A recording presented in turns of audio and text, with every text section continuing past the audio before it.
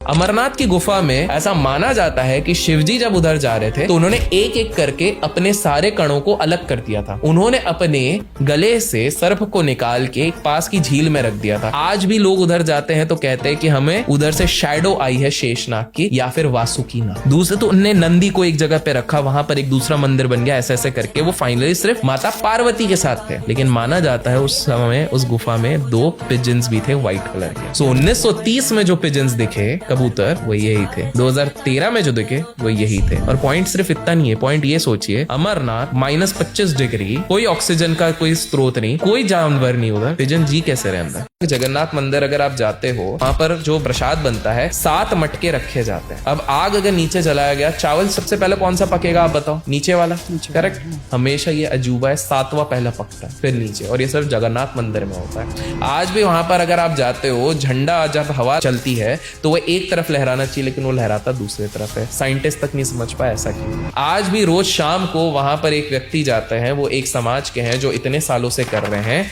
Last 800 साल से ये परंपरा चले आ रही है। रोज नंगे पांव ऊपर, एक तरीके से आप समझो 5 फ्लोर की बिल्डिंग चढ़ रहे हैं, और 30 किलोस का वेट होता है, उसमें ध्वज होता है, वो ध्वज लगाते हैं रोज, चाहे आंधी हो, तूफान हो, बारिश हो, क्योंकि अगर एक दिन भी नहीं लगा तो मंदिर 12 साल के लिए बंद हो जाए। तो ये सारी चीजें क्या है, साइंस भी इसके सामने फेल है।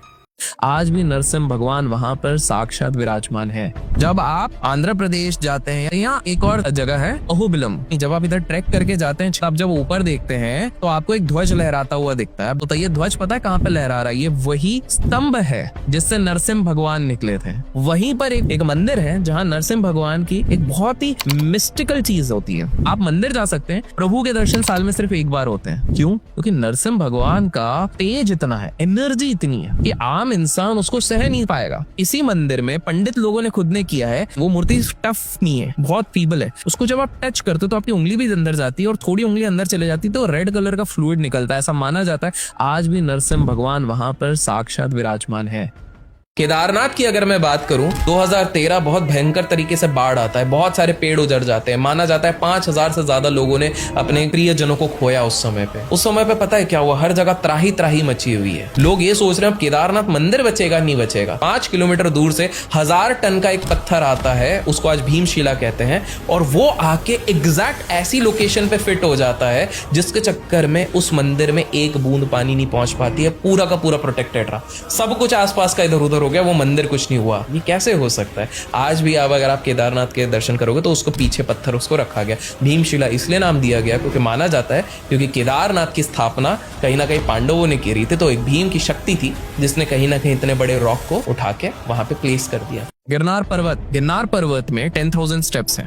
1947 भारत आजाद हुआ, ब्रिटिश सोल्जर्स को इतना पता चल गया था कि यार भारत में ना कुछ ऐसी जगह है जहाँ कुछ इनके बाबा लोग और अघोरी लोग बोलते हैं बहुत ताकत है। तो 13 लोगों का ब्रिटिश का ट्रूप उधर गया, इतना पावरफुल है, जाके हम पता करेंगे। वो गए, एक रात में 13 में से 12 पागल हो गए, और जो एक निकला वो ये बोले यार हम ढूंढने गए थे कि इस दुनिया को किसने बनाया, वो तो खुद यहाँ पर विराजमान है। वहां पर एक केव्स है। पीपल हैव सेड कि हमको रात को इधर डमरू की आवाज आती है, क्योंकि ऐसा मान्यता है कि देवी देवता भी वहां पर डांस करने के लिए आते। मंदिर जाते हो, घंटी बजाते हो, आज तक कभी सोचा है क्यों घंटी बजा रहे हो? पवित्र हो जाता है पूरा एरिया, ऐसा कुछ है? बताता हूँ। हम जब भी मंदिर जाते हो और घंटी बजाते हो, घंटी एक पर्टिकुलर शेप की होती है और एक पर्टिकुलर मटेरियल की बनी होती है और पर्टिकुलर साइज की बनी रहती है, और उसके अंदर के घंटी का शेप भी एक पर्टिकुलर साइज का होता है और वो एक जगह पे लगा रहता है। क्योंकि जब वो अपन रिंग करते हैं तो टेक्निकली वो 7 सेकेंड्स के अंदर एक वाइब्रेशन क्रिएट करती है। 7 सेकेंड्स के अंदर वो जो वाइब्रेशन क्रिएट करती है वो हमें उस जोन में ले आती है, all positive focused concentrated zone,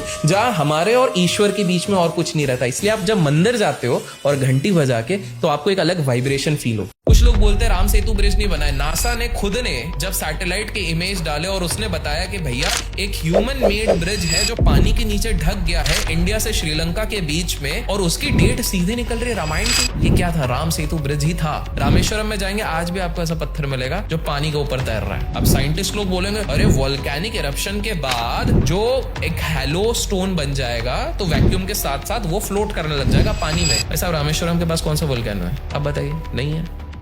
highland में सबसे बड़ी गणपति जी की मूर्ति है, 123 फीट्स। तो आज से ना कुछ साल पहले हाईलैंड में इन्फ्लेशन, महंगाई बहुत बढ़ रही थी। कुछ भी कोशिश कर लो रोक ही नहीं पा रहे। उनकी कमेटी एक थी, उनमें से एक व्यक्ति ने कहा कि एक काम करते हैं, गणेश जी का फोटो नोट पे छापना शुरू करते हैं। अब जान के हैरान हो जाओगे, आज वो एंटीक में ऑक्शन होते हैं वो नोट, और उनकी अर्थव्यवस्था सही हो गई। इंडोनेशिया तो वहां पर एक वोल्केनो है जहां पर लास्ट 750 से 800 साल पूर्व से एक गणेश जी की मूर्ति रखी गई है वोल्केनो के पास में।